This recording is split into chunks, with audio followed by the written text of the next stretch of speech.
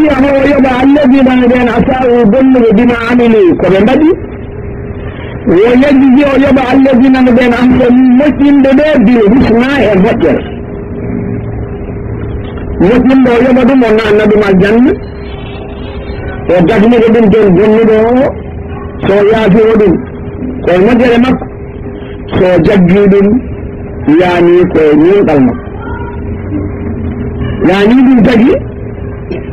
فيني بنرو جم بداجة جم سركو جدي برنامج كورنا من جتا كتايد بكتوج وجوتي الله مجينا ما تهون وانا جندا سيرتني بكتوج ودي برد ودي هجل هاي جايين بدين دريتا الله سكر تدي برنامج أم بجتا دريتا خلا كسيته كنفر نايتا الذي ولله يودني بما في السماوات وما في الأرض ليجزي ويبع الذين الذين أصابوا بالنذر بما علموا ويجزي ويبع الذين أحسنوا بالحسنى هم يبيدوا الحسنى هم يبيدوا مثله والذين قدين يجتنبون هدى متنكو كبائر الإثم بكتوج موددي والفواحش يتنكرد إلا لما سنا تقسمكو إن الذي بكتن كيكسا يعني بكتن تقسم فنندي يهود يبدو كما دم يعقلون فبالله فنندي كين موضع ستان يبدو كما دم بدا إن لما ساسوا كتن بيا سكسي زاوية ودي كبائر كنت مولدي والله وديني جب سال نجرا مودم تطلع موجود كان والله ما بتقدر ولا بني كل كلامهم كل يوم تكين كل لاني ما يكون ما بين تكسوني سنغت شاكا دنيا تتطلعي لبنيت ما بين درجون جد سيرة تجد الله بتاعته الدين فمكي وكان بتفسر كمان كان بيساسيا كان دين بكة داودر كمان نفلا مسلم بدين بني وقت التوبة كمان كان بكة توجي بند بكة توجي كشركو يورد هور يعني في دين يعني ينتهي الله صلى الله عليه وسلم قال الإمام علي كرم الله وجهه يقول من يعود حديث وآية سنبين سيد البخاري وسيد مسلم للا من اجتنب السبع الموجقات قوت من فوق يودك جيد دي كالكوج قديدو قدي شراك بالله تعالى سرق قوت وفيه والله سلاركم بلا يجي وقتل النفس التي حرم الله إلا بالحق يورد هوري في التعبير النولي الله سوانا تيورد بسريع وأكل مال اليتيم ينام بجودي اليتيم وأكل ربا ينام بربا جوي وتولي دقد يوم الزهد يدي جوبه وزر بتقل بنك بويجاغم وقص الموسنات الغافلات المؤمنات تند جنب المسيحان الله نبيكم تند جنب ودعني جرى إن ولا تراغ ولا فائدة يتاكن جنب جنب تنتقايدون أنك بندي أنك ساي بنت إذا تومي دب ولا برك تومي برك أدان جليل 80 جلد شبان جدر بالوقت وانت حالين دلنا شبان جدر بالوقت يا مدن تيجي الله أكبر أنت لا يدمر ما يندمر والله في كتاب سيدي أبوه فوق أشياء مثل دربندل دي سبت على مدرجة يعني أرض كريم بدين زيكا بدين ما ينتهي بعدي في كتاب عندك بدون ما ينتهي دربندل ما جاني تيجي أنا نقول أنا يعرفنا ما مني تبكت في كمان ما تيجي عنده نلاد صلوات الله وسلامه عليه بركة بوته نلاد الكبائر سبعون عبد الله بن عباس كيف أي عبد الله بن عباس son jeyi tafsiru Tabarani walla jeyde biyeteɗo Sayd ibne Jubayr an ibne Abbas gorko goto wi Abdoullah ibne Abbas alkabair sabon ibne Abbas wimo ragala iya ila saba metin agrabu mina ila sabi yaaɓi wonde ko ɗi temedde jeeɗiɗi bon ɓuri battade ɗi waɗa jeeɗiɗi kono noon غير أنه لا كبيرة مع الاستغفار موضع على دون بعد إنسانه تفصل على دون بعد دينه تنقل مني وفاة تفصل يلقون مني ونسأل الله أستغفر الله مولدي إن جتو قلنا نبيت أستغفر كذا تفصل تنبدك هذا دينه في مونت يعني علماء جزاهم الله خير بكال بدي كل ذنب ختمه الله بالنار أو غدد أو لعنة أو عذاب أو هد في الدنيا أو أقدم صائب عليه من غير استشعار خوف أو ندم أو ترتب عليه مفاسد كبيرة يعني مثلا يقول بكاء علماء قالت كلا بكاء يعني timminaɗo e maha mbaɗɗamo natɗa jayi onko mawɗo oɗo woni ko walla dañda en tikkere walla dañda en kuddi Allah walla dañda en lefte walla dañda en fiyede heddede walla jomum mo suufi waddemo yani hulde ala hen nuufude ala hen walla haɗa waɗamo hono haɗa kontina wadde boneji walaw kana fi nadri nnasi sagira حيث تريد أن يدين فبإسلامي فمن أمسك إنسانا ليقتله ظالم أو دل العدو على عورات البلاد فقد فعل أمرا عظيما فيكون أكل مال اليتيم إذا قيس على هذين قليلا مع أنه من الكبائر. الله أكبر. ويسك تريد جدينة هاتو نو وريدو ولا تندين دا غنيو e sirri leydi ma oya waɗi bakkar bonɗo oni ñamde jawdi alyatim koye bakkatuji mawɗi e jeeya kono ko fondama e ɗiɗo ɗiɗi ko mbaɗɗa koye ɓuuri bonde ɗum tagi subhanahu wa taala hin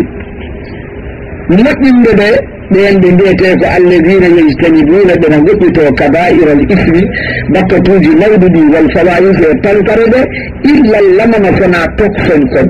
inna rabbaka na joome wasi'ul magfira ko waɗi ndaw ko yaaji yaafoya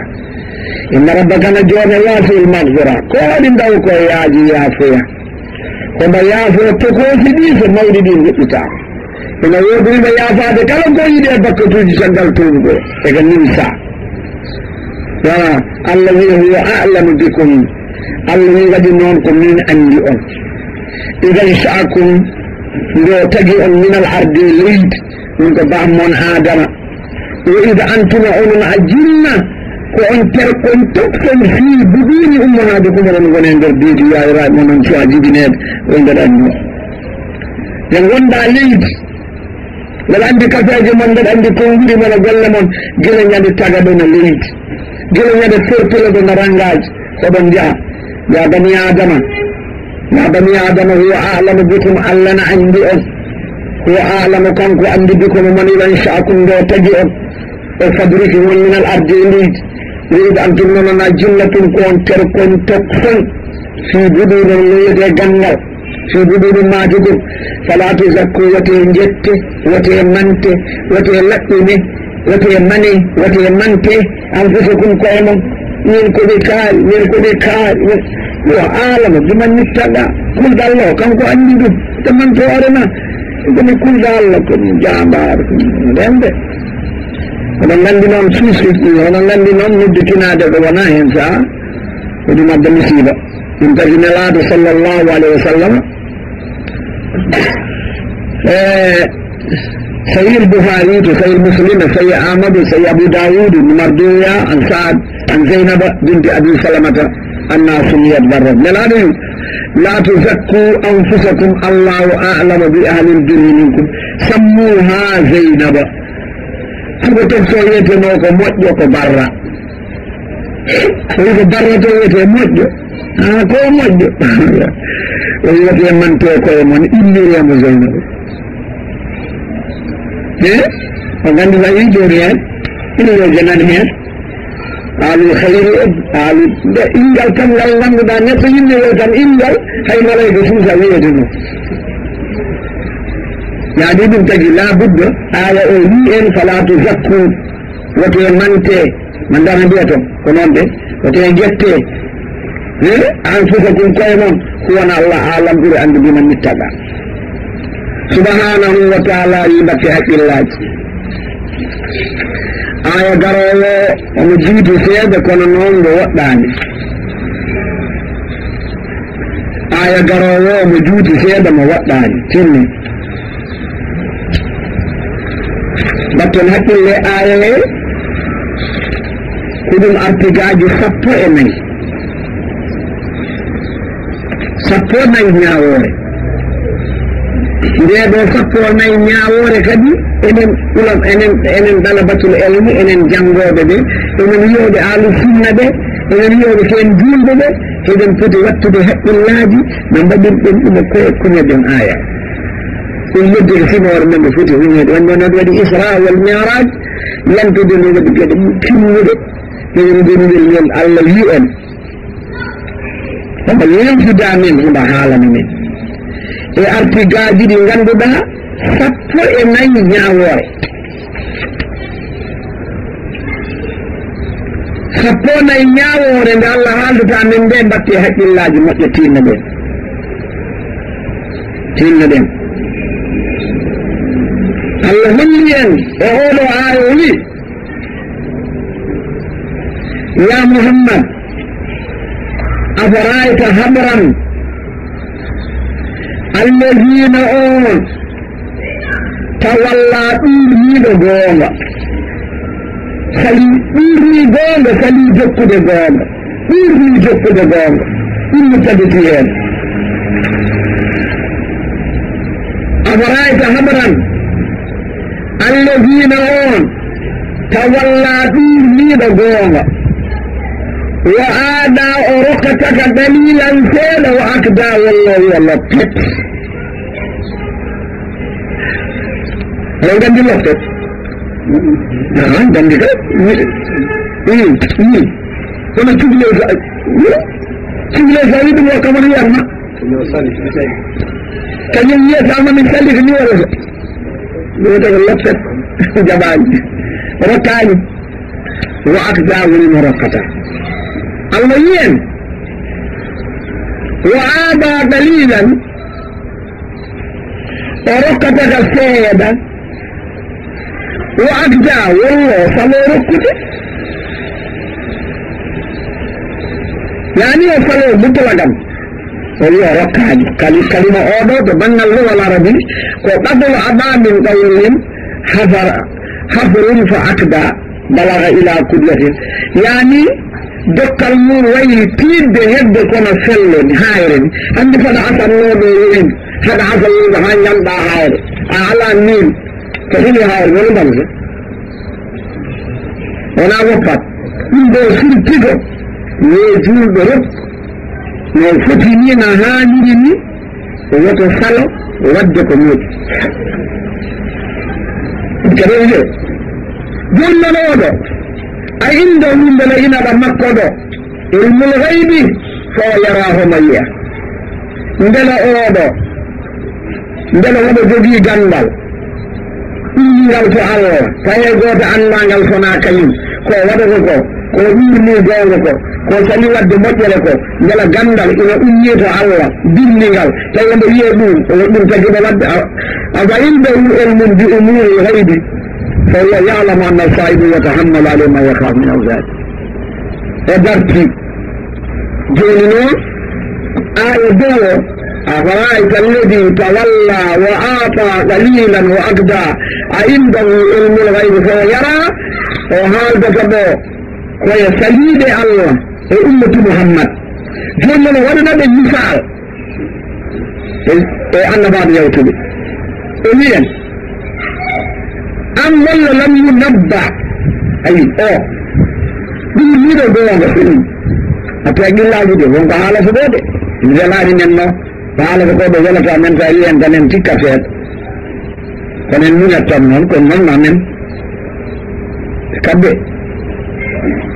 aw walla lam marda o habraka o haalanaka bima fi suhufi Musa wa Ibrahima alladi waffah mate oɗo ɓi adama caliɗo wadde nde moƴƴere mato jangginaka o famani sariyaji ɗi yewtude ɗe eko woni e kayitaji Musa eko woni e kayitaji Ibrahima mo ganduɗa ha dedirino Allah kala waɗi kala kala wino ɗum waɗi ha wini ibtala Ibrahima rabbuji kalimatin fa tammahunna qala inni jailuka linnasi imama subhanahu wa taala o wiyen Ibrahima timmani kala ka Allah wino ɗum Allah yamari menen ne yen tinnin kala ka mbiyana den siga yeyi ina hen yani nani do suratul baraa ma wonto yedde yani satto yamirore Ibrahima timmini walla julɓe yamira ɗum ina hen satto woni ko suratul ahzab ina hen jeegom woni ko gataflahal muminun ina hen nayi woni ko sala sa'ilin to walladina yusaddiquna bi yawmi ddin ila akhir Allah wi ɓeeɗo gueɗe ko hunde nde ganduɗa enen ummatu Muhammad yani enen foti wattude no haqqille holɗen gueɗe mbatte haqqillaji bandame mbatte hen haqqillaji saabu Allah gueɗel gamanalngal Allah tagiru hay goto ronde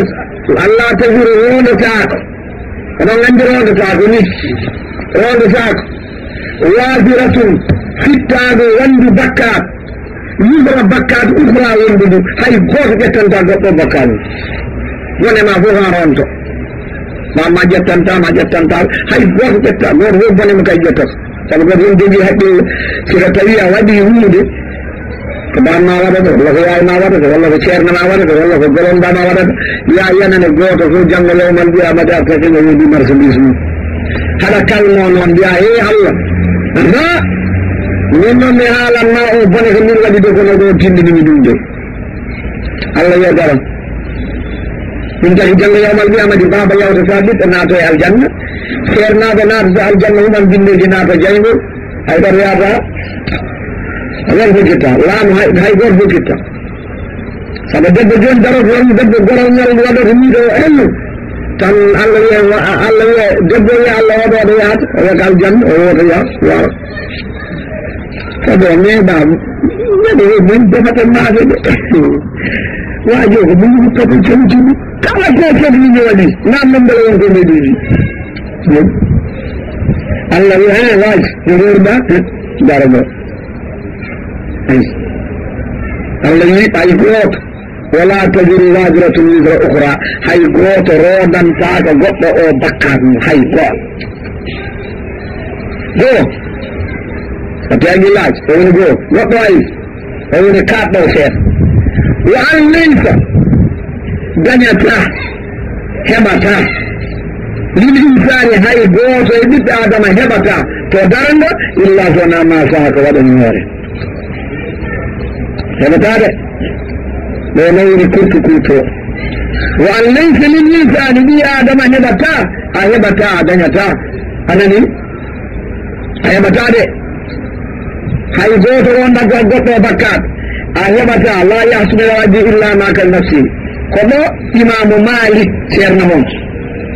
enen ɗo ɗo fof ken mazhab Malik africa dati enen to imamu Shafi'i e imamu wadɓe ɓe Abu Hanifa en e wonduɓe maɓɓe fof ɓe mbi anna al qira'ata al qur'ana lil mayyit la yasih ida'u sawabuha lil mawta ko ɗon sowde imam Malik ceernal men nanngal ngal enen fof ken mazhab Malik joni Malik wi an imam Shafi'i wi neɗɗo wiyama maayi yimɓe pottiɗo gaddi kaanil ina janga yoɓe janana koɓe jangi ko yaatata maayɗo to heɓata maayɗo heɓata imam Malik wini imam Shafi'i wini imam Hanifa wini imamu Abi Hanifata wino waɗi noon seeɗa yo gittiɓe o wi sika tawi jangoɓe ɓe ñammintake ɓe keɓata hay nduuɗu ala ko bonnata siko tawi jangoɓe ɓe ñammintake hay ndiyam ɓe dokketake rokataɓe ndiyam ay jangga sallige tan ɓe gattotaki ɗum noon firti siko tawi bamma maayi walla mine maayi walla mawɗo maayi walla neɗɗo ma maayi an hoorema gooto jangganta ɗum an gooto keɓa wiyama ɓe jooɗiɗa hande jangga sumin hande jangga hijib hande gaynoyɗa fof mbiya jomam paalitimi hen ko mbeɗa ñaaguima yaafoya jaafoɗa maayɗa mo jaafoɗa maayɗo yimɓe tawa ñamintake e dara siko wuurdi wotko ɗi ko hedditi kono rebbude no janngude ayo jaɓani wa an laysa lil insani illa ma sa ko an maayɗo o ko mbaɗannoɗa hoore ma net ko ɗum tan nafat janngude maayi kebridi laysa min amalihim wala kasabihim wannan ko jangganede qur'ana wona golle mabɓe wona ko hakaza jamiul ibadat dendagal day allah fof ko noon a juulantake a hajjantake a dursitantake waɗi noon koɓe mbaɗi koɗo nelaɗo yiɗa ɗum woni sonno lam yantugu ile nelaɗo yamirani ɗum leñol ngol nelaɗo rewrinani en leñol ngol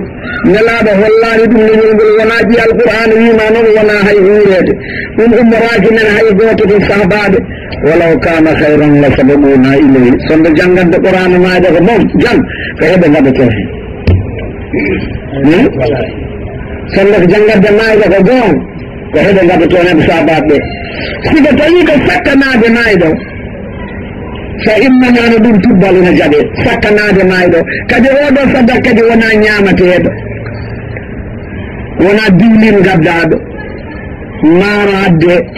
tew adde defe ɗum ñamde fof ma beloy ma itto neɗɗo ma ɗum ñamde fof ko joɓoyo oɗo gandi yoɓoyde yoɓo yak ɗum mi mbiɗon ko ñamate koɗo ko sakkate koɗo ko gotele gueɗe ɗiɗi ma ittama jawdi mayɗo he o sakkane o tottane miskinede makko walla an ɓiɗɗo o itta e jawdi ma mbaɗana bamma ƴeewa miskinede bamma cakkanaɗa ɗumen nagge wonde ɓire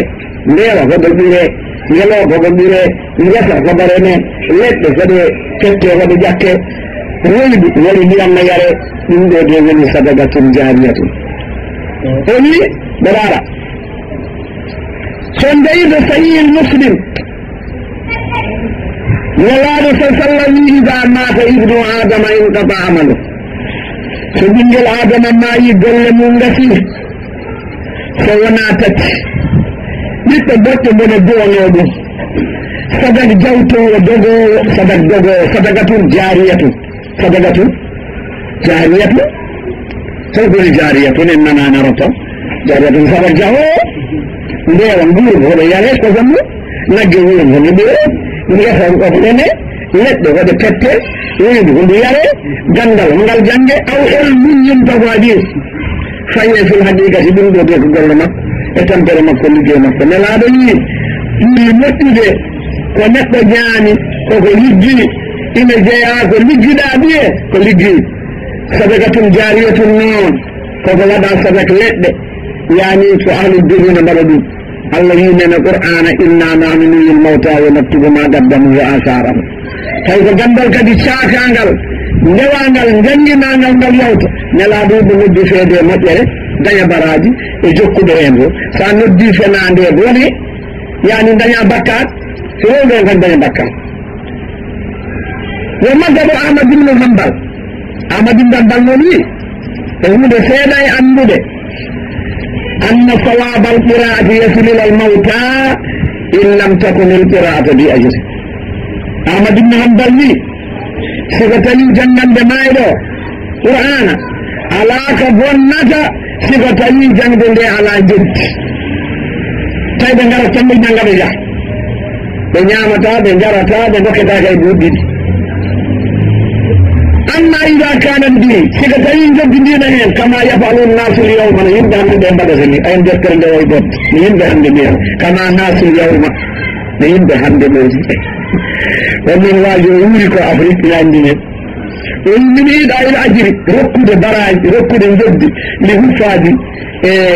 جمع القرآن على المقادير وغيرها فما يصل إلى الموت ثوابها يتتاكى ما إذا براج دي إذ لا ثواب لها والنجم على براج siga ɗaɓɓe ni baraji kala baraji heɓata baraji hatta yasilu ilayhi li hurmate harmude akhdil ajri ala qira'atil qur'an e harmude jangude jobde jangude qur'ana wa in lam yahrum tay harmani ala ta'limihi e janggude yani yamna ɗum jaɓi janggude ɗum jangi yamma so wiya ɗum yaɓam janggude sa yiɗi qur'an tan yaɓam jangguilma sa yiɗa toppita kono noon sa maayi yetteytaka ayi ɗum woni aya o mi yimama ganna mbeɗa yimdanmaɓe joni ɗum woni oɗo noon woni moƴƴo o wal noon o ko ceerno misra way kono ceerna menni siko yeyi ha guituɓe yiɓɓe wi tan jaɓat ceerno misra woɗɗo durane e ceerno men kono noon seernaɓe noon sunniyankoɓe ɓe so jane defte maɓɓe hannde nanɗa tanɗo Colobane gasa ka ina liirina laabi ina heen yaako ɗon sababu anndi mo jogittaako so yaha leydi e fiya tawi ay ngel ɗo defte layi ɗum ɗum maayde ɗo wiɗa ene hasnayi ayiwa bagitane maayde nan lelina hasna nani men ko maayde ɗo wiɗo nade kadi wallete ko ɗo ko maayda kasnaɗo yimɓe min maayda kasnaɗo yimɓe ɗum hasnade min ɗen noon soko tawi en duttima toon ɗo wonno ñawoje maayda en joyiɗin ɗo jooɗi ko kay ko tir sallawol mayi ɗum kono maayde juulirte tan koye poose tan woni ɗum tagi noon hukmi sunoanil mayyiti attaan yimɓe ñaawowe waɗande yimɓe maayɗo o ñaamde ɗum ɗo o wiɗo ko namnal garngal e dow wadde ko mbiyetene ko hiiwude maayɗo e oɗo wattu hande mo gonɗen waɗi noon won gure ƴetti hande kala wuro ene jogii en aada mum ɓe ndendinaɗo kaalis ɓe mbaɗa ko wuurete kono wiyete baasuuji ɓe darno siko neɗɗo maayi woni hen mbaɗa hen balɗe tati yaani telle yimɓe arooɓe koɓe ngara ngal dental yeeyi ngal ara ngal dental yeeyi ngal ara soɓe ngari ko ɗon ɓe jooɗoto ko noon ha balɗe tati ɗe ɓenna woni hen gadda dammaaji woni hen gadda ñaamde tuuɗo ɓattiɓe ɓe woni hen ko pour asko woni hen ko pour esiragal hay bon ɓeɗo aroɓe gonɓe mbi damniɓe mbiɓe ñamata hen ɗo mayraɗo ɗo yani lakin indal jama'ati wa khasatan alladina yatuna min baladin bayin wala ummatoɓe gure goɗɗe ɗe ngara ñalla mbawa ɓe kam ne meeɗo hen ɓe mbi noon ɗum ɗo no jiiɗi min ko layɗon hen onon ulama julɓe e ngal ɗo dendal dayi men ɗo balɗe tati e janngugol qur'ana wonande ɗo e mbiɗo jawdi eko addete ko ɗo e kafe en e suukara en ndela ene moƴƴi walla moƴƴani aljawab ulama almuslimina ne jaabo mbi min hajjihi sallllahu alih w sallam jaabtewal nelaɗo muññidde yimɓe mayiraɓe ɓe ngara mbiyaɓe yo Allah yurmo yaafo yani ɗum koye golle sunna gegel gonngel ngel siko tawi ñamde ndena waɗe waɗante ko mayiraɓe ɓe wona mayiraɓe ɓe mbaɗanta arɓe jaalde ɓe nande ko ɓe mbaɗan wala purala mo namin mayɓe ɓe ko ɓen ndefante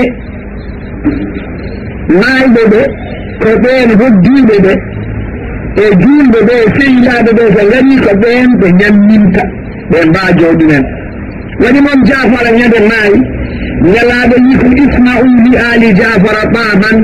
fagada atahum ma yasuhunhum mbaɗa meeɗo ñamde saɗa won ko are mabɓe ko himmañiɓe toppitade koɗo ndeke noon ko heɓe mayiraɓe ɓe hoddiɓe bandiraɓe yiɓɓe sehilaɓe ñamminta rendude ɗo nden rendude ɗo mayɗo ɗo e wadde ñamde caggal de mayɗo ubba la yajus holkon la yajus kono pulaar wiyata la yajus holko woni dalil ɗum ما رواه الإمام أحمد عن جرير بن عبد الله البجلي كنا نعد الاجتماع إلى علمين